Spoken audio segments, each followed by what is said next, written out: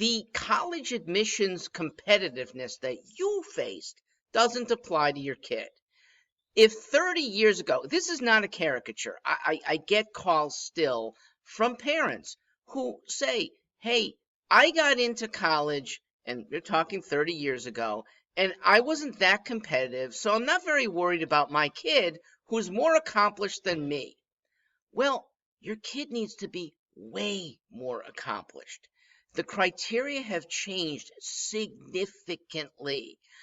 First off, the number of places available for an ordinary suburban kid has really diminished. Colleges have not expanded their class sizes, but they take, because they recruit, they really want more rural kids, more urban kids, more international kids, more select kids who have a real specialty in a certain area that your above average kid doesn't.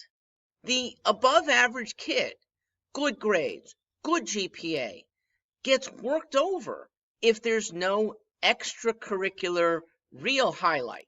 And it's got to be strong. It's not just varsity. It's top tier state level recognition varsity. Look, compared to 30 years ago, where you might have been a 2 or 3 sport athlete, today's 1 sport athletes train in all 3 seasons. They're better than you. They are better nourished. They're better fit. They put more time into it. Similarly, the kid who does an above average science project is competing against many applicants who have extraordinary science projects, ones that get funded or well recognized, if not funded. They become the basis for a business. So there's a lot of kids with that criteria. Now, how does an above average but not stand out yet kid get that? We help. You can help yourselves without a specialist. Draw out what a student is passionate about. And there may be a few things right now. And work on one of them. Go deep with research or with work over the summer or even part-time work during the school year on weekends. So a student becomes a young professional at an early age. And it builds very good habits that help you as a parent because it'll take the kid off your back.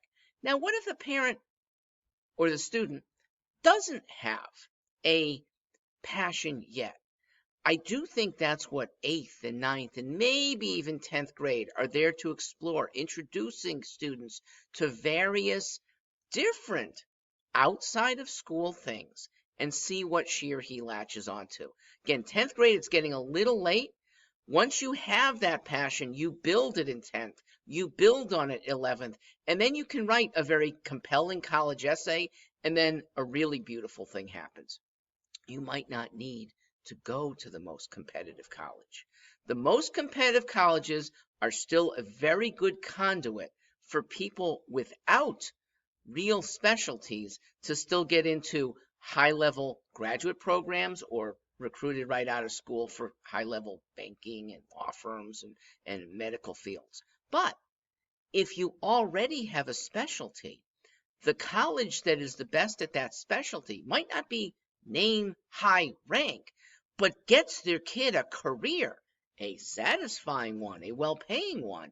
That may be the best entree possible.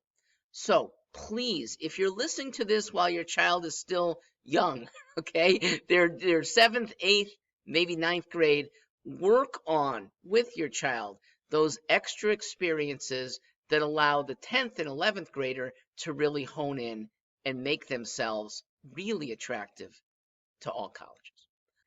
If this is helpful, but you don't see as a parent yourself being that kind of coach or provider of these extra experiences, call on us. Our tutors are typically young.